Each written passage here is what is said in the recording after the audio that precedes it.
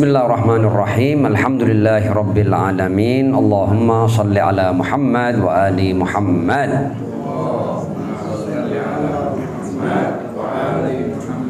Wa ajil farajahum. Ikhwani wa akhwatil aizza, assalamualaikum warahmatullahi wabarakatuh. Alhamdulillah, pada malam hari ini kita akan memulai kajian teologi Islam rasional. Sebelumnya izinkan saya menyampaikan sebuah prolog ya untuk urusan akidah ini. Pertama, kenapa kita mengkaji akidah atau kita harus belajar tentang akidah?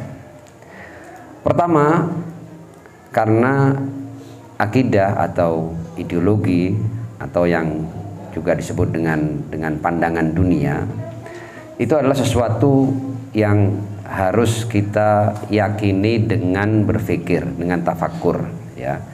Jadi tidak boleh bertaklid kita. Jadi tidak bisa seseorang kemudian mengatakan saya memeluk agama tertentu dikarenakan orang tua saya memeluk agama tersebut. Itu bukan alasan yang cukup, berarti itu kita ikut-ikutan, kita taklid ya. Karena ideologi itu adalah masalah yang sangat penting. Nanti dari beberapa contoh akan menjadi jelas sejauh apa penting dan urgensi masalah keyakinan. Karenanya Islam bahkan tidak menerima orang yang sekedar ikut agama ini, tidak. Anda ketika mengikuti ajaran ini atau risalah ini, Anda harus mengikutinya dengan keyakinan, dengan pemahaman. Jadi Anda bukan ikut-ikutan ya, Anda memilihnya dengan kesadaran ya, sesuatu yang sudah Anda pikirkan, Anda tahu alasannya, argumentasinya, sehingga Anda memeluk agama ini berdasarkan keyakinan, bukan ikut-ikutan. Dan Islam tidak memberikan nilai kepada orang yang beragama hanya karena ikut-ikutan. Tidak ada nilainya itu. Berarti dia tidak yakin, berarti dia hanya ikut-ikutan. Memang dalam agama ini ada hal-hal yang memang kita harus taklid ya, itu masalah-masalah tertentu. Tapi dalam masalah Anda memilih agama ini, itu harus berdasarkan argumentasi-argumentasi yang bersifat rasional. Al-Quran pun ya, ini kalau seandainya nanti kita menggunakan ayat, itu tujuannya bukan kita jadikan ayat ini sebagai dogma, enggak. Tapi ada banyak ayat-ayat Al-Quran yang berbicara tentang fakta dan realita, tentang hal-hal yang sifatnya pemikiran ya. Contoh namanya, ada ayat yang berbunyi di Ali Imran 109, inna fi khalqis samawati wal ard wa ikhtilafil laili wan nahar la ayatin liulil albab. Dalam penciptaan langit dan bumi, dalam pergantian siang dan malam, itu adalah tanda-tanda bagi orang yang berakal. Artinya akal mampu menangkap ayat-ayat ilahi. La ayatin liulil albab. Ayat lain, sanurihim ayatina fil afaq wa fi anfusihim. Kami akan tunjukkan tanda-tanda kami ya di afaq. Afaq itu setiap sesuatu yang di luar diri kita, itu disebut afaq ya. Wa fi anfusihim, dan dalam diri mereka.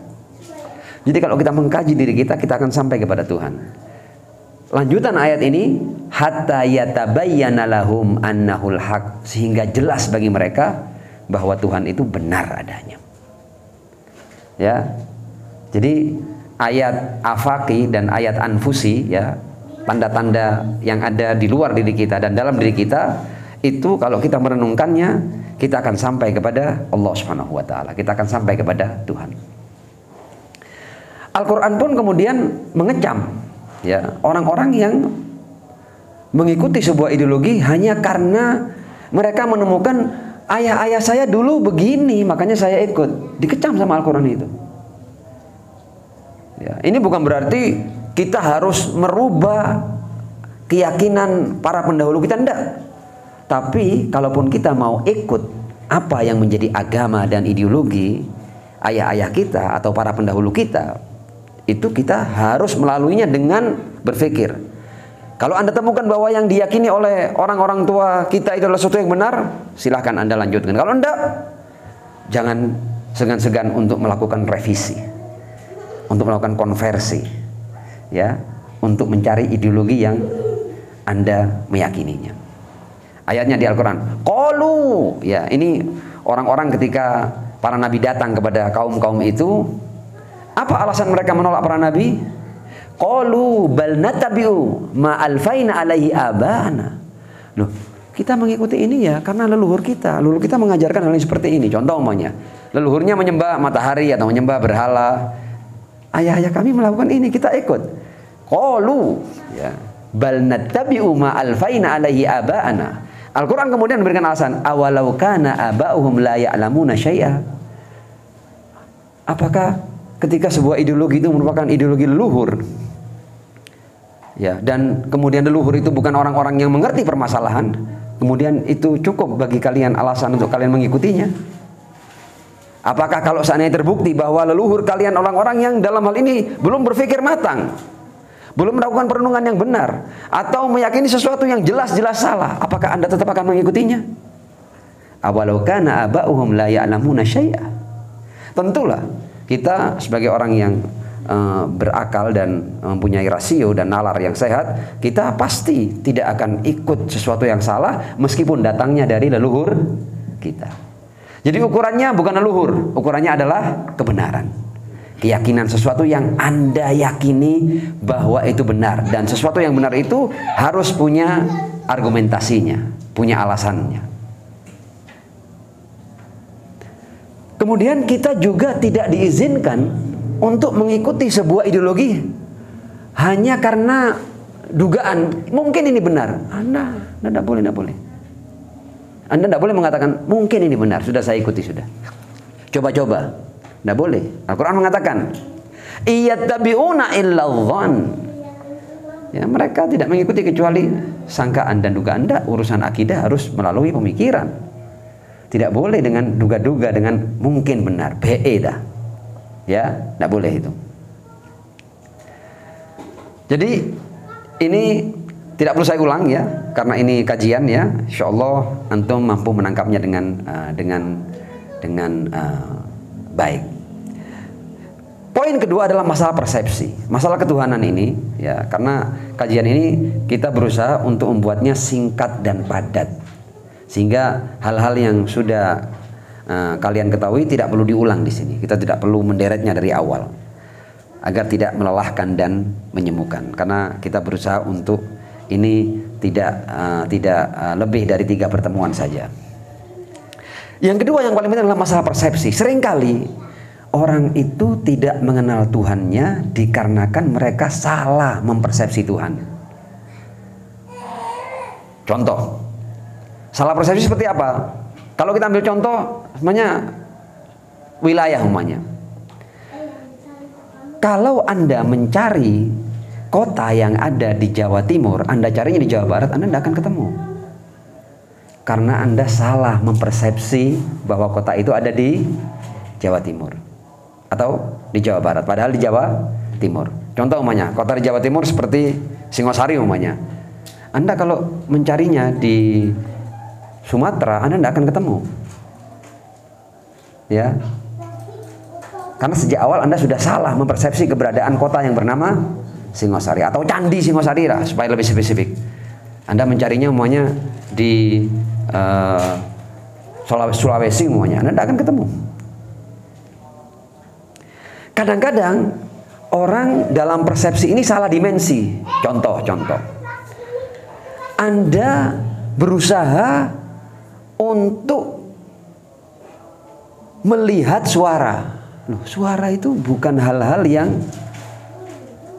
dilihat, yang didengar. Jadi kalau Anda berusaha dengan mata Anda ini mencari suara, Anda tidak akan ketemu. Anda mau ngotot kayak apapun, ketika Anda salah mempersepsi, ya, maka Anda tidak akan menemukan hal itu. Sebagai contoh, Anda ingin mendengar warna. Warna tidak didengar, warna dilihat. Anda mau ngotot kayak apa, Anda tidak akan pernah mendengar warna merah, Anda tidak akan mendengar warna kuning dan warna-warna yang lain. Ya, jadi masalah persepsi itu penting. Atau kadang-kadang salah kategori. Orang nyari buah di toko elektronik, tidak akan ketemu. Ya. Atau ada mall untuk bahan bangunan, orang mau mencari buah manggis di situ. Ya, meskipun dia keliling di tempat yang luas itu, dia tidak akan ketemu manggis. Ya. Nah, seringkali orang itu tidak mengenal Tuhan karena persepsinya tentang Tuhan sudah keliru. Makanya dia tidak akan pernah ketemu dengan Tuhan. Dia tidak akan pernah mengenal Tuhan. Banyak orang yang berusaha mengenal Tuhan hanya melalui indranya. Tidak akan ketemu. Karena Tuhan bukan sesuatu yang bisa dilihat, bisa didengar, ya, bisa diraba, bisa dicium aromanya. Ya. Tuhan adalah sebuah keberadaan yang di luar sensasi indera kita. Sehingga sia-sia kalau kemudian Anda berusaha untuk saya ingin mendengar suara Tuhan, saya ingin melihat Tuhan, saya ingin bersentuhan dengan Tuhan. Anda tidak akan pernah ketemu Tuhan. Ya. Banyak orang-orang yang salah dalam mempersepsi Tuhan sehingga dia tidak akan pernah ketemu dengan Tuhan. Dia salah menggunakan fungsi-fungsi yang memang tidak punya kemampuan untuk menjangkau Tuhan. Kita ambil contoh saja, tidak usah kita ke Tuhan. Materi saja, ternyata tidak semua perangkat yang dalam diri kita itu kita bisa menjangkau semua materi. Mata tidak bisa menjangkau suara. Mata tidak bisa menjangkau bau. Anda tidak bisa melihat dengan mata, kemudian Anda katakan, aromanya sedap ya. Anda tidak bisa. Ya. Ini adalah prolog untuk kemudian kita akan masuk pada materi. Shallu ala Muhammad wa ali Muhammad. Allahumma shalli ala Muhammad wa ali Muhammad. Wa ajil farajahum. Supaya tidak memakan waktu yang banyak, ada materi-materi yang akan saya baca, jadi silakan kembali ke teks ya. Yang sederhana kita akan baca saja, untuk kemudian ada poin-poin penting kita akan menjelaskannya. Soal-soal fundamental dalam kehidupan ini itu ada pertanyaan-pertanyaan yang paling penting, yang paling mendasar, yang paling fundamental. Yang kalau kita tidak punya jawaban atas pertanyaan-pertanyaan itu, ya, maka kita gagal sebagai keberadaan. Kita bahkan tidak paham keberadaan kita ini apa, siapa, dari mana, di mana, untuk apa, ada apa. Padahal itu yang paling penting. Ya, ada banyak orang yang hidup di dunia ini, kemudian dia hidup begitu saja, dia seperti putaran roda yang pokoknya berputar sudah. Dia ikuti alur dunia ini tanpa dia kemudian duduk merenung untuk memahami siapa dirinya. Saya ini siapa? Apa yang harus saya lakukan? Apa yang boleh saya lakukan? Apa yang tidak boleh saya lakukan? Saya ini dari mana? Apa alasan keberadaan saya? Nah, itu pertanyaan-pertanyaan yang fundamental. Soal-soal fundamental. Dan nanti kita akan sepakat bahwa ini adalah masalah-masalah yang paling fundamental. Selain ini, itu semuanya merupakan masalah-masalah yang nomor 2, nomor 3, atau nomor 4. 1. Dari mana keberadaan kita? Fundamental. 2. Di mana kita berada? Fundamental. 3. Apa tujuan penciptaan? 4. Apa yang harus kita lakukan? 5. Kemana dan apa yang akan terjadi pasca kematian? Ya.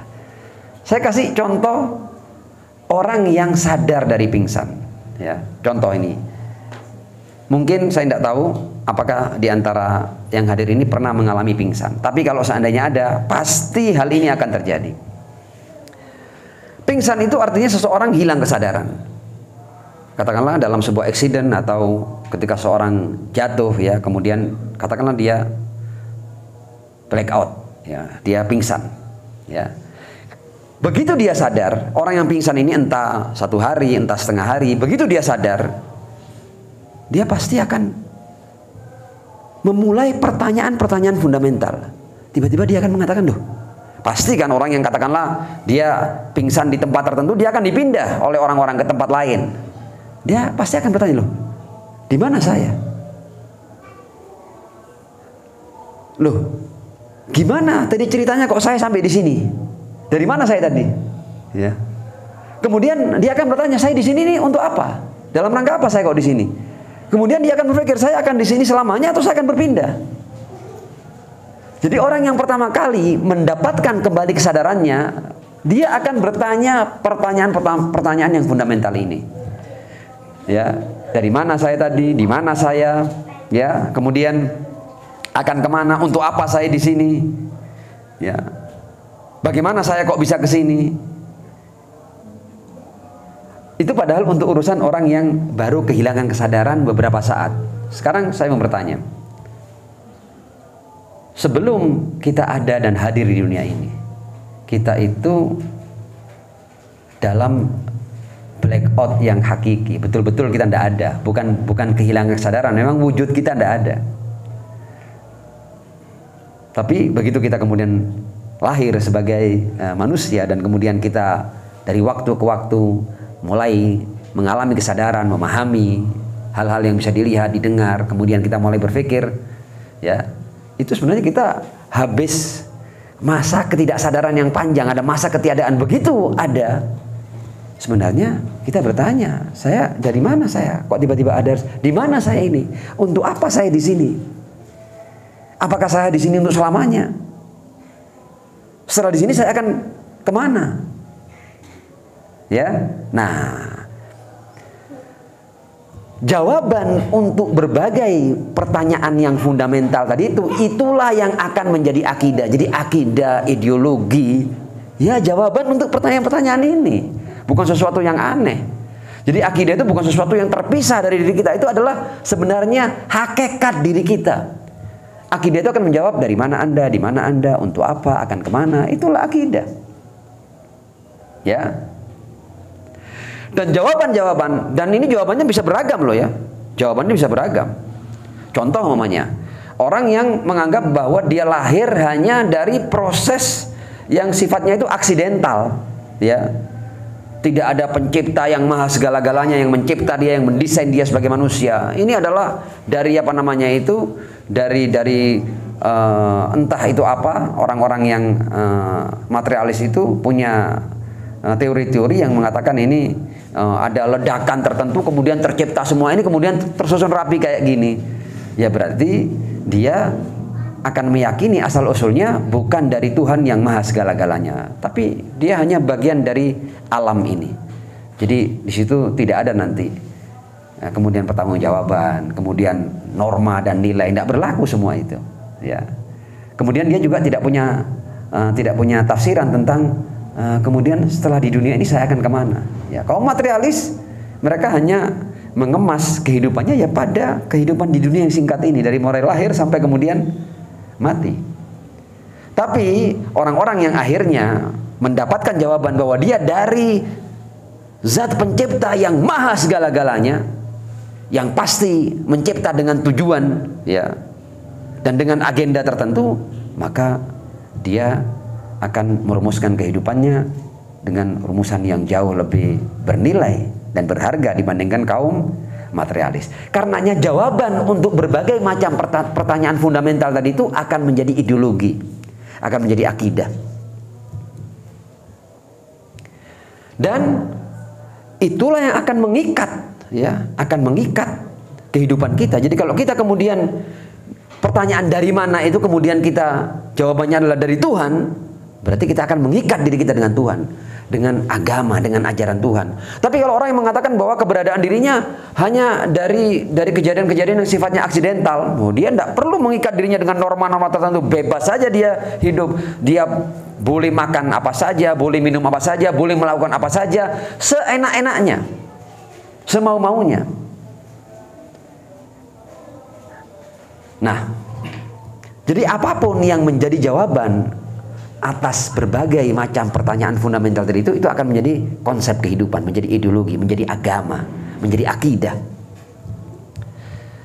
Nah, kita kemudian menamakannya dengan usuluddin, ya, dasar-dasar agama. Nah, dasar agama itu menjawab pertanyaan-pertanyaan penting tadi itu, namanya tauhid. Masalah tauhid itu akan menjawab dari mana kita. Ya. Keadilan ilahi itu kita akan paham bahwa yang mencipta kita itu adalah zat yang maha adil, pantang untuk berbuat zalim. Jadi dalam kehidupan ini yang berlaku adalah nilai-nilai keadilan. Tentang nubuah dan imamah itu adalah akan menjelaskan di mana kita dan apa yang harus kita lakukan. Mereka yang menjelaskan nanti. Kamu sedang di dunia, kehidupan yang singkat. Dan di dunia kamu harus melakukan ini. Ada berbagai macam aturan dalam agama ini. Bahkan kalau kamu laki-laki, bentuk kehidupanmu harus seperti ini. Kalau kamu wanita, bentuk kehidupanmu harus seperti ini.